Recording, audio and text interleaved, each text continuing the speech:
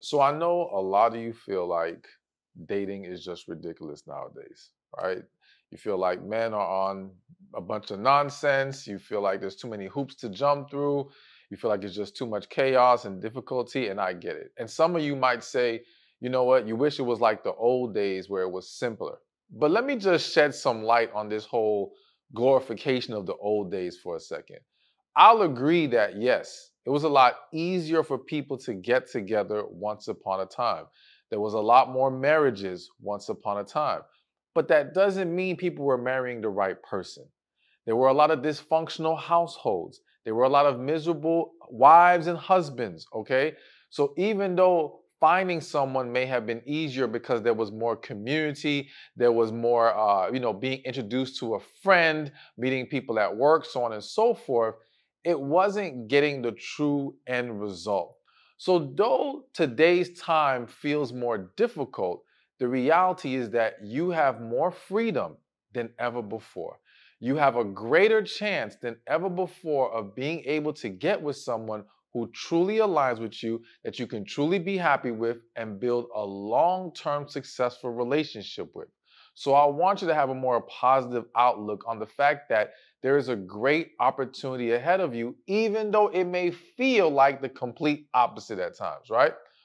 But with that said, I'm not going to deny that there's still some difficulties or harsh truths that exist with dating men today that I want you to be aware of, that I want you to understand. Again, not for you to get discouraged or find it to be difficult, but for you to be more enlightened so that you will better navigate these dating waters, so to speak. All right.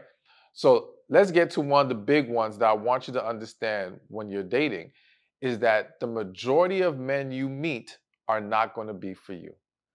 There's a quote I've used before saying, you can meet 100 men tomorrow and 99 of them aren't for you.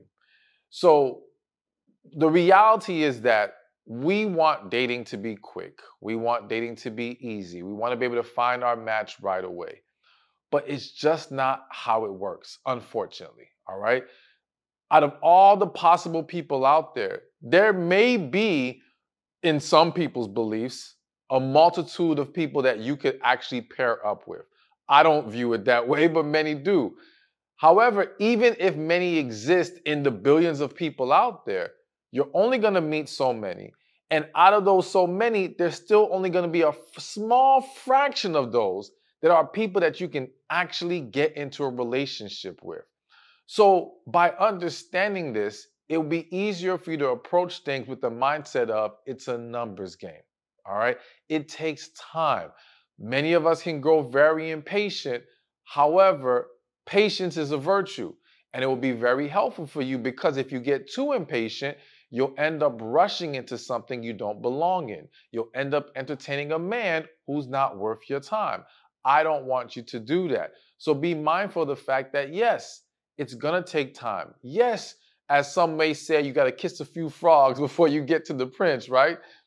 And there's nothing wrong with that. Not that I want you kissing frogs, but you know what I mean? Like, you're going to have to get out there, meet people. And I think one of the big mistakes that people make, but since I'm speaking to women right now, is that when you go out on a date, you're going hoping for the end result to be great. You're going on that date hoping this may finally be the one. And when it doesn't work out that way, you end up being disappointed. You end up developing what I call dating fatigue, where you just sapped of your energy, you become discouraged, and now you don't know how to show up, not just in life in a more positive way, but for your next experience where it could be the right guy, but you don't have any energy left for him. All right. Instead, look at dating as an opportunity to have new experiences, to learn more about different people, to learn more about yourself, right? To get better acclimated to how you engage with men and how you can better execute your process of getting to know the individual and determining if he is truly best for you. If you look at it that way and you look at every opportunity to go on a date as a learning experience, then every date is a win. Because you're either going to learn he's not for you or you're going to learn that he is. You're either going to learn something new about yourself or something new about men that you might be able to now carry with you that puts you in a better position going forward. So learn, experience, do not get discouraged, but yes, understand the majority of men you meet are not going to be for you. All right, so here's another harsh truth about men or dating men today that I want you to be aware of is that men are much more hesitant to pursue or approach a woman more than ever before in life. All right. Now, listen, I am not saying that to say it should be that way or that, you know, I'm not advocating for it, so to speak. I'm just explaining the fact that yes, men have become more gun shy, right? They have a lot more to concern themselves with when it comes to approaching women. They've gone through a lot of rejection. This is hitting my spirit right now, so I have to say it. This is no offense to men. This is just the reality of it. Men today, the levels of testosterone are at the lowest they've ever been. Okay. And testosterone, it creates a level of confidence, drive, desire in a man that a lot of men today do not have, especially when you compare it to the men of previous generations. There's a lot of different things. Social media, we can go on and on. I have to even mention when the Me Too movement came out, that shifted a lot of perspective of how men behave around women, how they approach them, because nobody wants to get themselves into any trouble. For all these reasons and more, it's created an environment where men have become much more hesitant. Now, on the flip side, I know a lot of women still feel like the man's supposed to pursue. Some of y'all may feel like a man's supposed to chase. I do not co-sign chasing from anybody, man or woman, right? I'm just telling you how some women feel. Chase, pursue, they should be the main ones driving the situation. And I understand that. But if you as a woman want to have better experiences and more success in dating, you may have to be open to adjusting that just a little. Now, listen, I'm in no way suggesting that you should be, again, chasing after a man or even pursuing a man in the sense of you having to drive the whole situation, you having to completely lead into asking for a number, asking him on a date, all these different things. No. However, I do think a woman has to make herself more available. A woman has to give the man a green light, so to speak, to approach her, or that letting him know in some way that she is interested. Now, for those of you who are believers, a lot of you will mention the Ruth and Boaz story. And I've talked about this before, and I have a book called God, Where's My Boaz? And a lot of women, or even churches, used to say, oh, wait for your Boaz. The Boaz is coming and he's going to pursue you and all these things. But when you actually look at the story, the reality is that if Ruth doesn't go and position herself and lay down next to Boaz, if you don't know the story, go read. Don't misinterpret when I say lay down. But either way, if she doesn't take that action, it never happens. They never get together. Now, I'm in no way saying, of course, that you need to go lay down with any man. I'm saying you got to be willing to put yourself out there just a little bit more than maybe you're used to. And again, it could be simply giving more eye contact, smiling when you look at the man, flirting, giving compliments, just little simple things to help the man know you are interested. Now, I want to also highlight the fact that we're probably living, arguably, in the most trauma filled generation or trauma filled time of this world. Okay. Meaning there are so many more people now than possibly ever. Right. And again, this is arguable that are holding on to past traumas and hurt and have not gotten any healing. Okay. So, with that said, you have a lot of people who are very afraid of rejection, very afraid of being let down again. You have a lot of men who have given up on pursuing women because of that. And of course, my desire and my goal is to help lead as many people to going through the healing process as possible. But I do want everyone, men and women, to be aware of that and to understand what atmosphere we're navigating here because so many people are struggling in that way. Okay.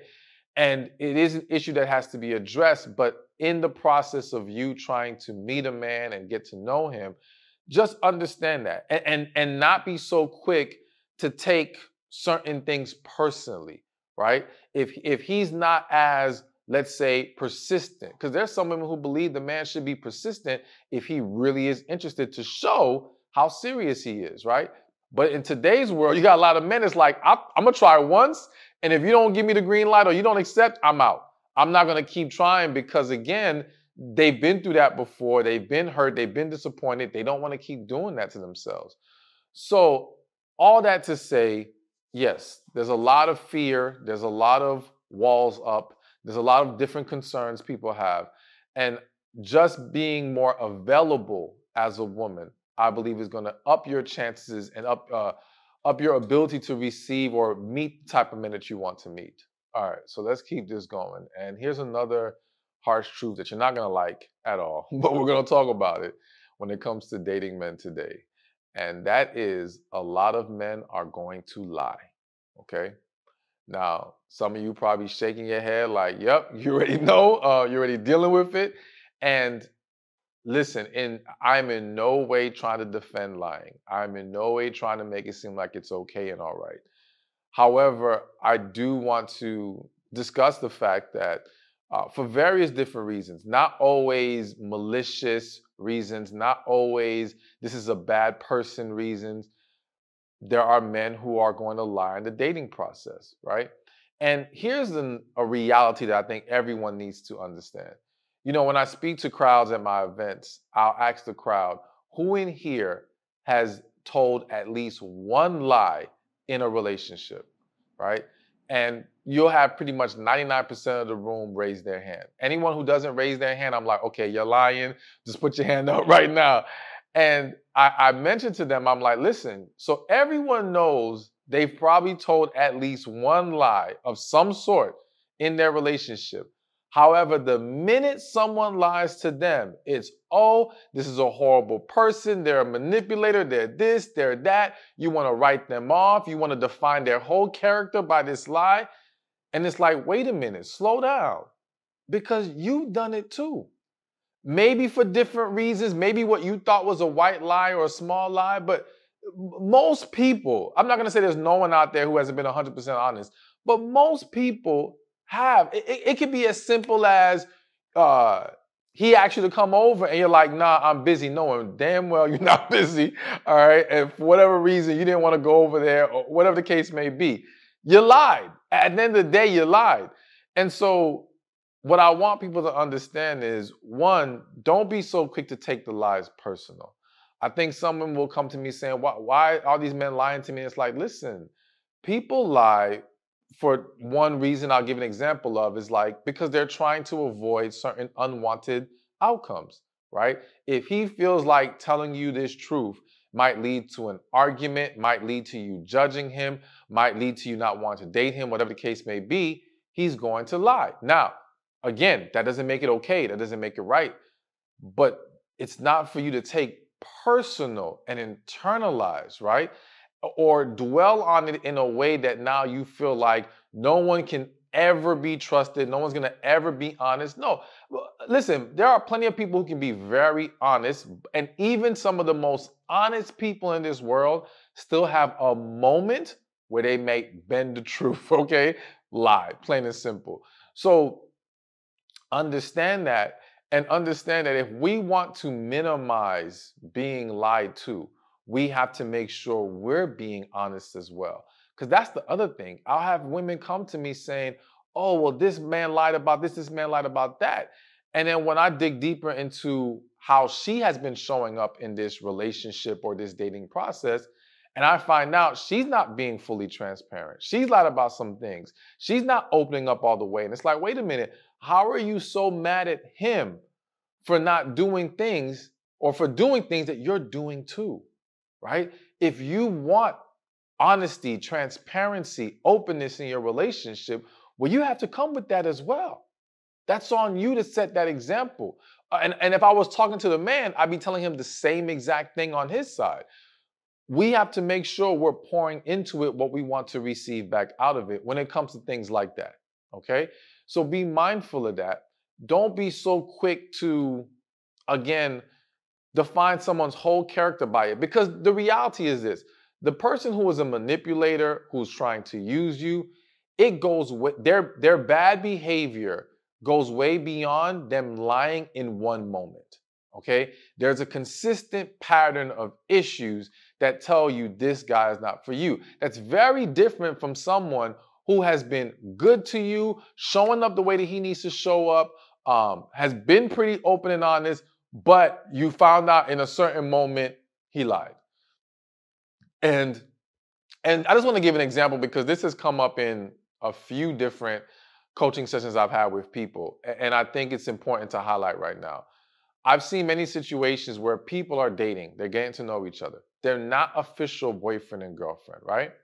And they have not, for this example, they have not blatantly agreed to being exclusive. It may have been assumed, but it was not verbalized, okay? And then let's just say woman's dating this man, everything's going great. And in that, let's say he entertained some other woman, not seriously. He's actually trying to get with this main one.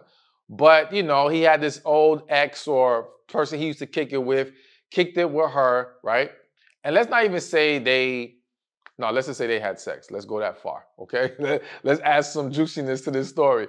So he does that. Boom. Fast forward, she finds out. And when she gets hint of it, she asks him, did you sleep with anybody else? Or did you link up with that girl? He says no, right? But again, this is while they were single. Later on, she finds out it's a lie. Now, the lie is the problem. He has to learn to not lie. However, I do think this is an example, and I've seen it on both sides just so we're clear. This doesn't just happen with the man. I've seen this happen with the woman too. Where it's like, listen, that person in that moment knew if they told you yes, they saw that person again, sex or no sex involved, it may have derailed what you guys had going on. And if they valued it, they may have felt like lying was the best option. Now, again, I'm explaining, I am not advocating or excusing, but I also can say, I understand how in that moment, someone may get scared and just try to lie because they fear, it becoming a bigger problem.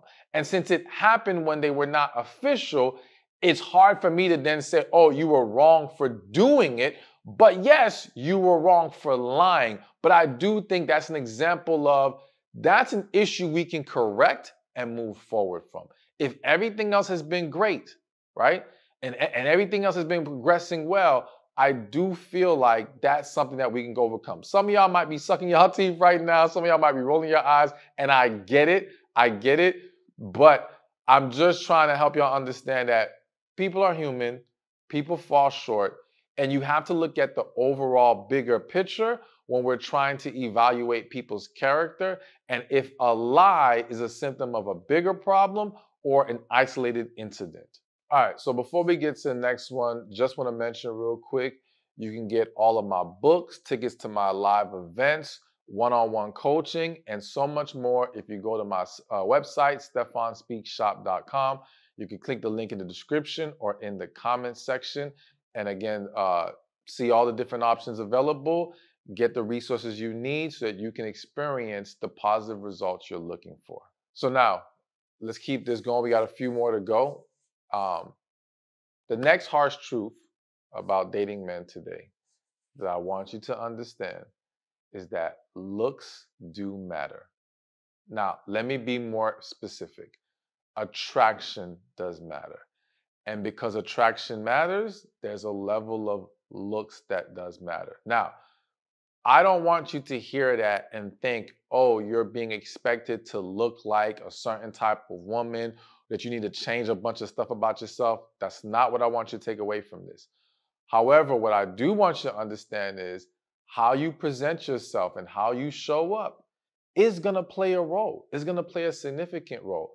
But understand that no matter how beautiful you are, no matter how well put together you are, there are going to be men who don't find you attractive, or they could find you attractive, but you're not their type, right?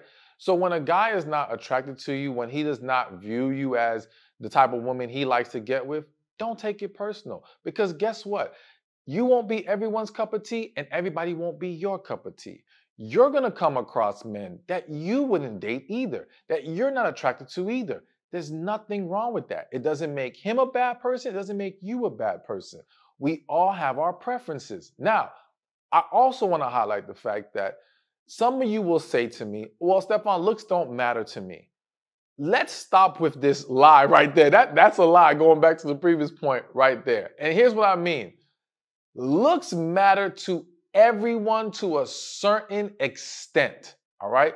When someone says looks does not matter to me, that just means you are much more flexible and lenient than maybe the average person is. You don't maybe hold people to what you view as the standard of beauty, but you have a line too, okay? If I brought you a certain kind of guy that maybe was a certain height, maybe was a certain weight, maybe was a certain shape, maybe certain facial features, there are certain things that you're going to be like, nah, that doesn't work for me. And again, there's nothing wrong with that. Everyone is allowed to have their preferences. But when we try to make it seem like looks shouldn't matter, what we're doing is dismissing the fact that someone else may value the visual more than you.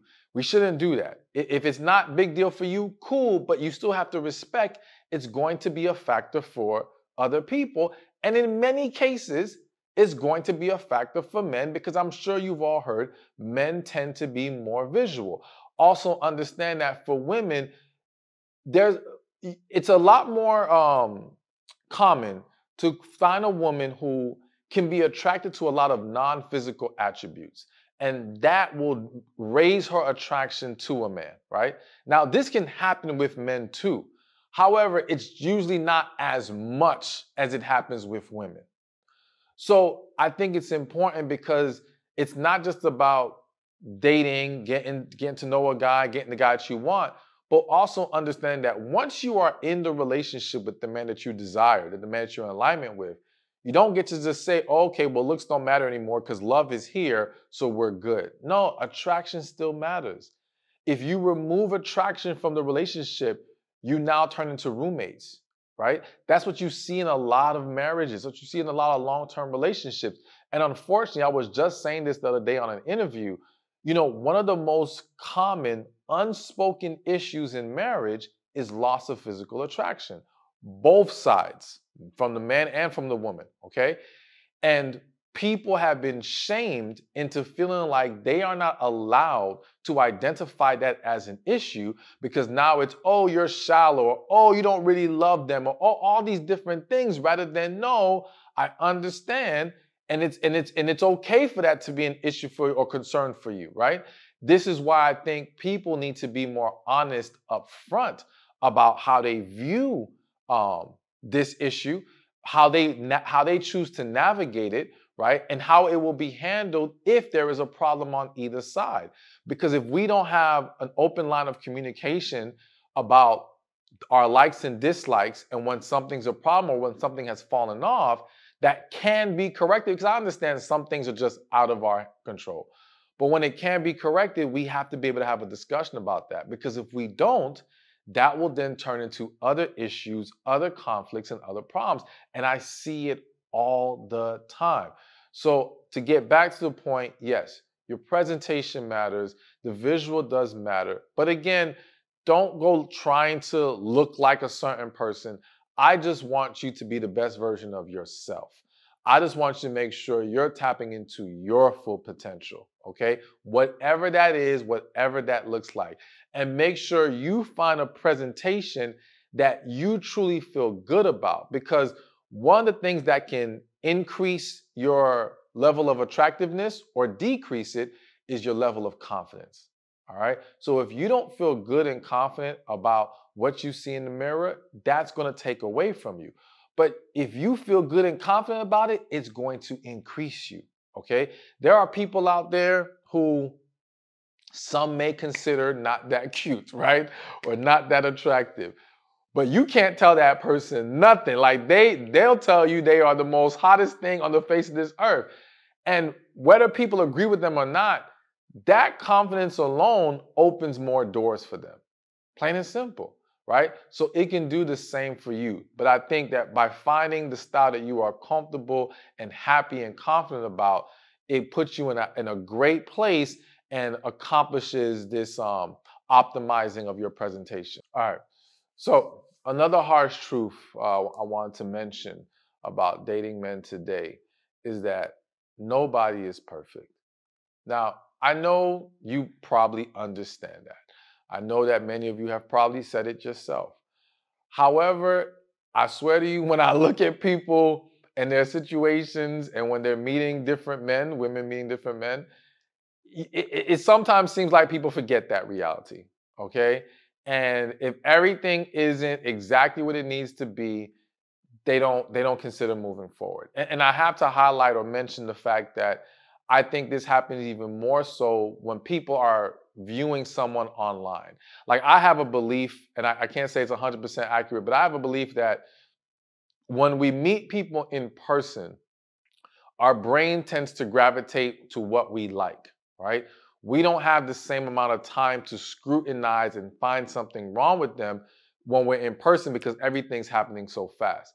When we're online, whether it be social media, a dating app, whatever, we have time to sit and scrutinize and look at every little thing and find the one thing we don't like, and that turns us off, right? And I think you got to be very careful with that. You got to be mindful that, listen, no one is perfect, but I don't want you to take that as that means you should settle. I don't want you to take that as overlooking things that are important to you.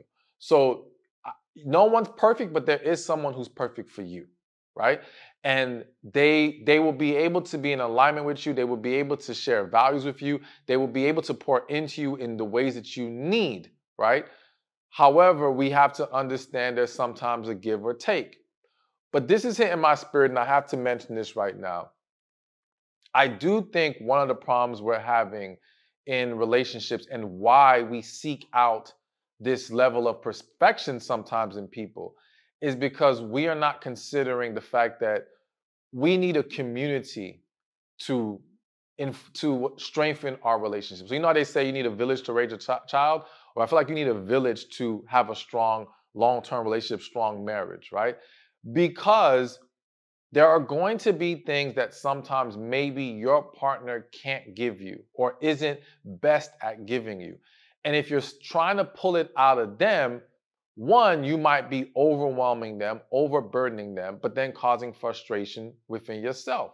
And I think that sometimes we have to consider, are there things that we can supplement through our community that we don't have in our relationship? Now, listen, please do not take that as um, like again, accepting very unhealthy negative things. So let me give a very direct example. I think I know communication is very important in a relationship.